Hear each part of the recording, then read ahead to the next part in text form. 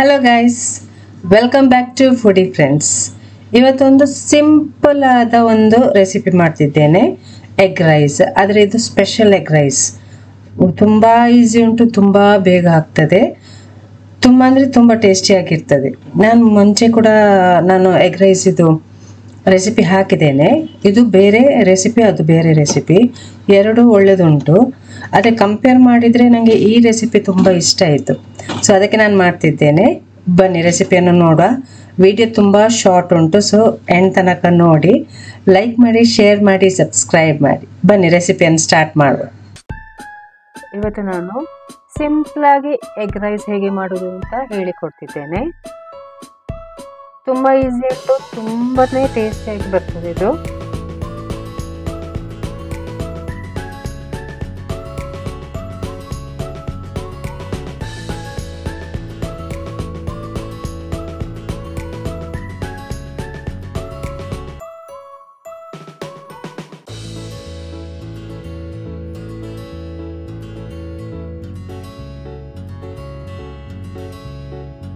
ಬನ್ನಿ ರೆಸಿಪಿಯನ್ನು ಸ್ಟಾರ್ಟ್ ಮಾಡುವ. ಮೊದಲಿಗೆ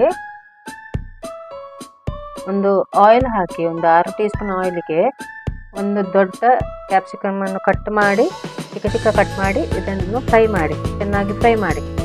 ಸ್ವಲ್ಪ ಫ್ರೈ ಆದ ನಂತರ ಇದಕ್ಕೆ 3 ಈರುಳ್ಳಿಯನ್ನು ಕಟ್ ಮಾಡಿ ಹಾಕಿ, ಚಿಕ್ಕ ಚಿಕ್ಕ ಕಟ್ ಮಾಡಿ ಇದನ್ನು ಸ್ವಲ್ಪ ಫ್ರೈ ಮಾಡಿ.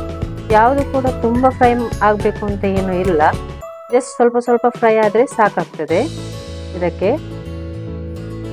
ನೆಕ್ಸ್ಟ್ಗೆ 1 ಟೀ ಸ್ಪೂನ್ ಅಷ್ಟು ಗ್ರೀನ್ ಚಿಲ್ಲೀಸನ್ನು ಸ್ವಲ್ಪ ಗ್ರೈಂಡ್ ಮಾಡಿ ಹಾಕಿ, ಪೇಸ್ಟ್ ಥರ. ಇದಕ್ಕೆ 2 ಟೀ ಸ್ಪೂನ್ ಜಿಂಜರ್ ಗಾರ್ಲಿಕ್ ಪೇಸ್ಟನ್ನು ಹಾಕಿ ಇದನ್ನು ಫ್ರೈ ಮಾಡಿ. 2 ಮಿನಿಟ್ಸ್ ಫ್ರೈ ಆದ ನಂತರ ಇದಕ್ಕೆ ಕೊತ್ತಂಬರಿ ಸೊಪ್ಪು ಮತ್ತು 2 teaspoon egg masala,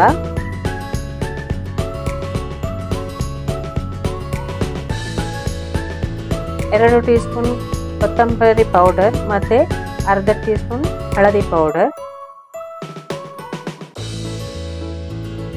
1 teaspoon red chilli powder. ಇದನ್ನೀಗ ಮಿಕ್ಸ್ ಮಾಡಿ. ರೆಡ್ ಚಿಲ್ಲಿ ಪೌಡರ್ ನಿಮಗೆ ಕಮ್ಮಿ ಬೇಕಾದರೆ ಹಾಕ್ಬೋದು, ಖಾರ ಜಾಸ್ತಿ ಬೇಡ ಅಂತ ಅನಿಸಿದರೆ ಅರ್ಧ ಟೀ ಸ್ಪೂನ್ ಹಾಕ್ಬೋದು. ಇದನ್ನು ಚೆನ್ನಾಗಿ ಮಿಕ್ಸ್ ಮಾಡಿ. ಇದು ಒಳ್ಳೆಯಾಗಿ ಮಿಕ್ಸ್ ಆದ ನಂತರ ನಾನು 8 ಮೊಟ್ಟೆಯನ್ನು ಹಾಕಿದ್ದೇನೆ. ಸೊ ಮೊಟ್ಟೆಯನ್ನು ಹಾಕಿ ನಿಮಗೆ ಎಷ್ಟು ಎಗ್ಸ್ ಬೇಕಷ್ಟು ಹಾಕ್ಬೋದು. ಕಮ್ಮಿ ಬೇಕಾದರೆ ಕಮ್ಮಿ ಕೂಡ ಹಾಕ್ಬೋದು, ಜಾಸ್ತಿ ಬೇಕಾದರೆ ಜಾಸ್ತಿ ಕೂಡ ಹಾಕ್ಬೋದು. ಇದನ್ನೀಗ ಚೆನ್ನಾಗಿ ಮಿಕ್ಸ್ ಮಾಡಬೇಕು.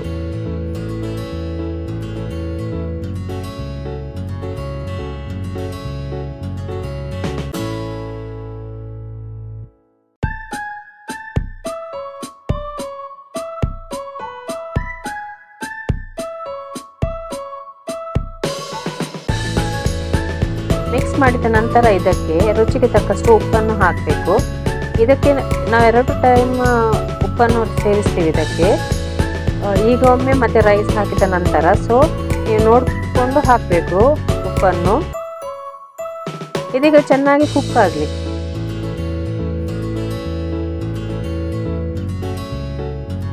ಎಗ್ ಚೆನ್ನಾಗಿ ಬೇಯಬೇಕು. ಎಗ್ ಬೆಂದ ನಂತರ ರೈಸ್ ಹಾಕಲಿಕ್ಕೆ ನಮಗೆ.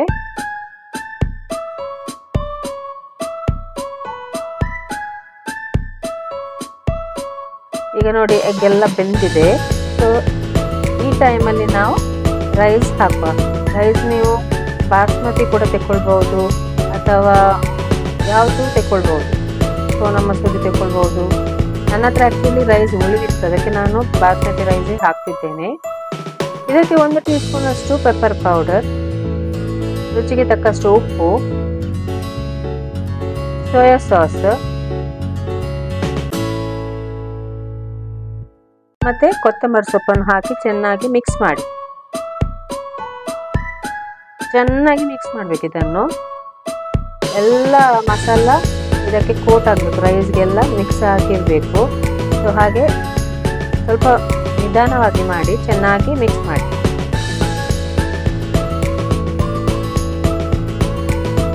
ನಮ್ಮ ಎಗ್ ರೈಸ್ ರೆಡಿ ಆಗಿದೆ. ತುಂಬ ಸಿಂಪಲ್ ಉಂಟು. ಟ್ರೈ ಮಾಡಿ ನೋಡಿ, ನಿಮಗೆ ಖಂಡಿತವಾಗಿಯೂ ಇಷ್ಟ ಆಗ್ತದೆ ಇದು.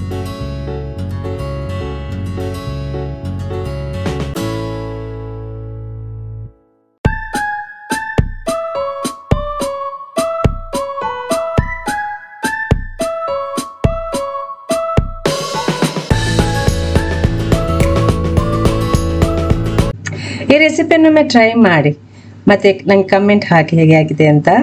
ಈ ವಿಡಿಯೋ ಇಷ್ಟ ಆದರೆ ಲೈಕ್ ಮಾಡಿ, ಶೇರ್ ಮಾಡಿ, ಸಬ್ಸ್ಕ್ರೈಬ್ ಮಾಡಿ, ಎಲ್ಲರಿಗೂ ಶೇರ್ ಮಾಡಿ, ಆದಷ್ಟು ಶೇರ್ ಮಾಡಿ, ಮತ್ತು ಸಬ್ಸ್ಕ್ರೈಬ್ ಆಗಿ ಪ್ಲೀಸ್.